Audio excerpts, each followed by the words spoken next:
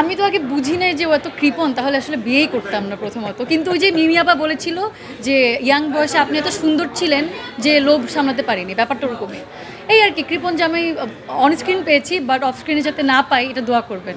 এটা তো অপ্রত্যাশিত এবং আমি কোনোদিন চিন্তাও করি নাই। আর আমার কাছে এটা একটা জিনিস মনে হয় যে যেটা আমি চিন্তা করিনি যে আমি ঈদে একটা ছবি হবে, সেখানে এত বড় বড় আর্টিস্টের মধ্যে আমি কাস্টিং হব এবং এত বড় আর্টিস্টদের মধ্যেও মানুষ একটু হলেও আমার কথা বলবে। এখন তো দেখি একটু অনেক বেশি বলতেছে, তো এটা আসলেই আশা করিনি কোনো দিন। এবং এবং আশা যেহেতু করিনি, তারপরেও পেয়েছি, এটার ভালো লাগা অন্যরকম।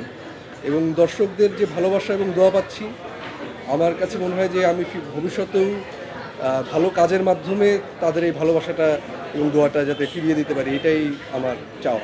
কাজের এক্সপিরিয়েন্স ভালো, আর সিনেমা হলে যখন নিজেদেরকে ওই 90 দশকের চরিত্র বা পুরো এনভায়রনমেন্ট যখন একদম 90 দশকের ছিল, আসলে মনে হচ্ছিল যে আমরা 90 দশকেরই ওই সময়টা পার করছি।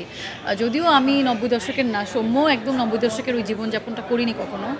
তো আসলে আমাদের পুরো সিনেমার অ্যারেঞ্জমেন্ট, 90 দশকের যে লুক, কস্টিউম, মেকআপ, আর যদি বলি সবথেকে বড় যে স্ট্রং পার্ট সেটা হচ্ছে আমাদের স্ক্রিপ্ট, সংলাপ।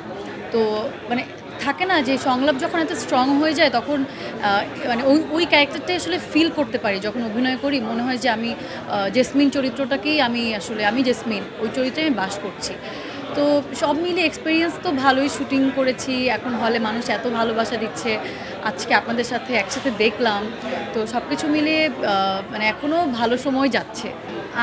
আমি গল্প জাস্ট ভাই আমাকে বলেছে আমি একটা ছবি বানাবো। তানিম ভাই আমাকে যখন প্রথম ফোন দেয় গত বছর নভেম্বরের দিকে, শেষের দিকে, তো আমাকে বলে আমি একটা ছবি বানাবো এই নভেলের উপরে, ক্রিসমাস ক্যারল নভেলের উপরে। তো এখানে আমার গল্পটা এরকম একটা পারিবারিক ড্রামা, হরর ড্রামা। তখন আমি জানতে চাই যে ভাইয়া একটু ছোটো করে যদি বলেন। তো ভাইয়া ছোটো করে আমাকে জাস্ট গল্পের চরিত্রগুলোর ব্যাপারে একটু ধারণা দিচ্ছিল।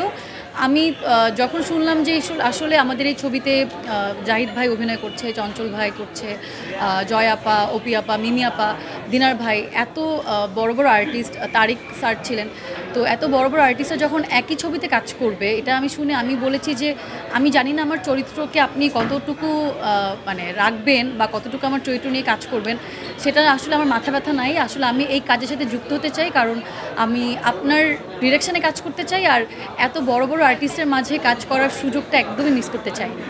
এটাই আমার প্রথম একদম বলা ছিল ভাইয়া, তাই না? আমি এটা বলেছিলাম না? এটাই আর কি। এরপর যখন স্ক্রিপ্ট পাই তখন তো দেখি যে ওয়াও, তখন সারপ্রাইজড হই যে আমার চরিত্র মানে অনেক ইম্পর্টেন্ট পুরো ছবিতে। তো এই আর কি, তো একটা সোনার সোহাগা হয়ে গেল পরে।